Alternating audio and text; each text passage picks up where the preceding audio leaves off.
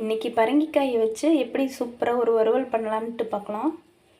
ஒரு சிலர் இது பரங்கிக்காய்ன்னு சொல்லுவாங்க, ஒரு சிலர் பூசணிக்காய் சொல்லுவாங்க. நாங்கள் இது பூசணின்னு தான் சொல்லுவோம், ஆனால் இது பரங்கிக்காய்ன்னு தான் எல்லோரும் சொல்கிறாங்க. ஃபஸ்ட்டு பாத்திரத்தை வச்சுக்கலாம். எண்ணெய் 2 ஸ்பூன் ஊற்றிக்கலாம். நல்லெண்ணெய் ஆட் பண்ணுறேன். உங்களுக்கு எது விருப்பமோ எந்த எண்ணெய் வேணாலும் சேர்த்திக்கலாம்.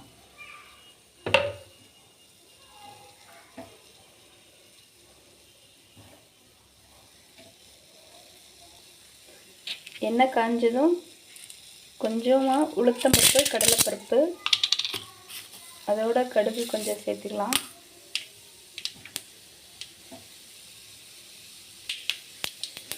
கடுகு பொரிஞ்சதும் சின்ன வெங்காயம், வரமிளகாய், கறிவேப்பிலை. இதில் வரமிளகாய் தான் ஆட் பண்ணணும், பச்சை மிளகாய் சேர்த்துனா அவ்வளோ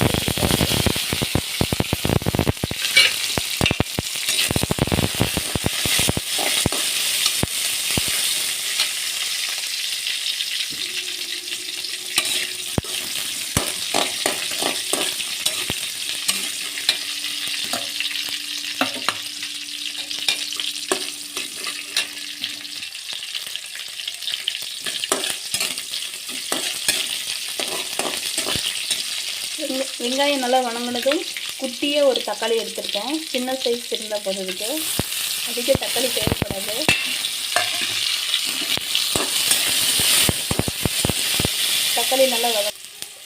தக்காளி நல்லா வதங்கின பிறகு பூசணிக்காய் அதில் ஆட் பண்ணிக்கலாம்.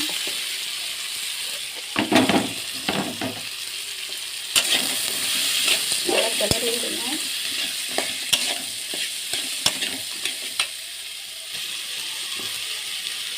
இதோடு கொஞ்சமாக மஞ்சள்தூள் மட்டும் சேர்த்துக்கோங்க,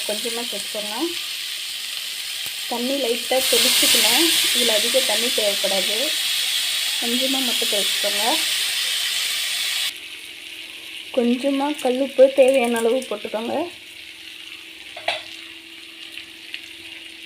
இடித்து வச்ச பூண்டு, இஞ்சி கொஞ்சம் ஆட் பண்ணிக்கோங்க. அப்படியே பூண்டு தோலோடு அப்படியே இடிச்சுக்கோங்க. இடித்து போட்டால் தான் நல்லாயிருக்கும். ஒரு ஸ்லோ ஃப்ளேமில் ஒரு 2 மினிட்ஸ் வேகட்டும். வெந்துருச்சான்னு பார்க்கலாம். வெந்துருச்சு.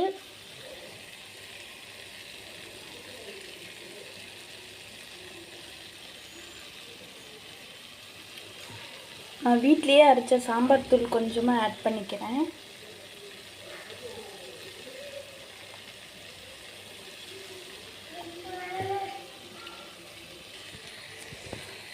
அவ்வளோதாங்க, பூசணிக்காய் வறுவல் ரெடி.